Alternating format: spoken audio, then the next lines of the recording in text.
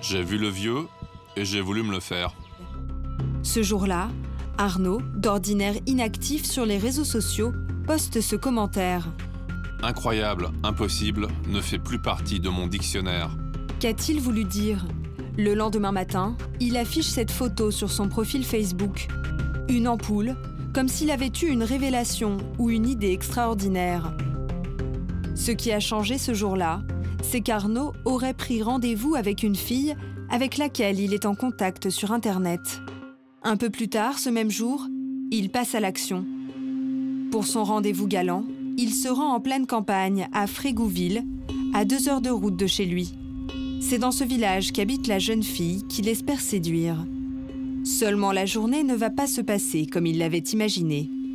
A-t-il été trop insistant dans ses messages? Quand il se rend au domicile de la jeune femme, les gendarmes s'interposent. Comme le raconte Blandine Philippon, une journaliste locale. Quand il est arrivé, au lieu de tomber sur la jeune fille, il est tombé sur les gendarmes. Ils lui ont gentiment fait comprendre de laisser tomber avec cette jeune femme. Et manifestement, il n'a pas insisté et il a rebroussé chemin. Cette déception va tout déclencher. À partir de ce moment-là, le jeune homme bascule.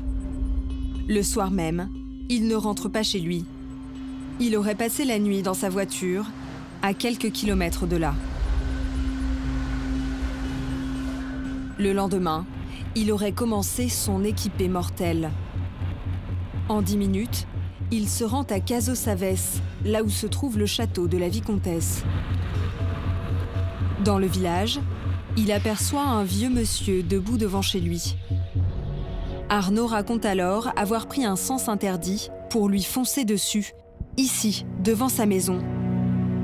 Aux enquêteurs, il aurait déclaré « J'ai vu le vieux et j'ai voulu me le faire ». Arnaud Larieux se serait alors enfui et aurait abandonné sa voiture endommagée pour en voler une autre. Aux enquêteurs, il déclare avoir pris la direction du château de la vicomtesse. S'être introduit dans la demeure en brisant une vitre et avoir pris une grosse pierre pour la tuer. Arnaud Larieux ne vole rien et ne tente pas de s'enfuir.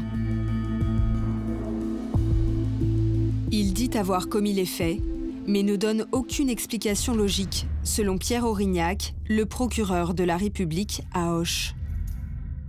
Il ne donne pas d'explication qui soit entendable, sinon des explications délirantes sur les motifs de son geste, étant donné qu'il dit agir sous l'effet de voix qu'il entend. Les premiers éléments de l'enquête révèlent que l'année dernière, Arnaud Larieux avait passé 2 séjours en hôpital psychiatrique. C'est le seul argument de son avocat, Maître Martial. Arnaud Larieux aurait agi sous l'emprise de la folie. Il n'est jamais tranquille, parce que ces démons reviennent, et ces démons cognent, et cognent très fort. Pourquoi je suis à cet endroit de la campagne du Gers?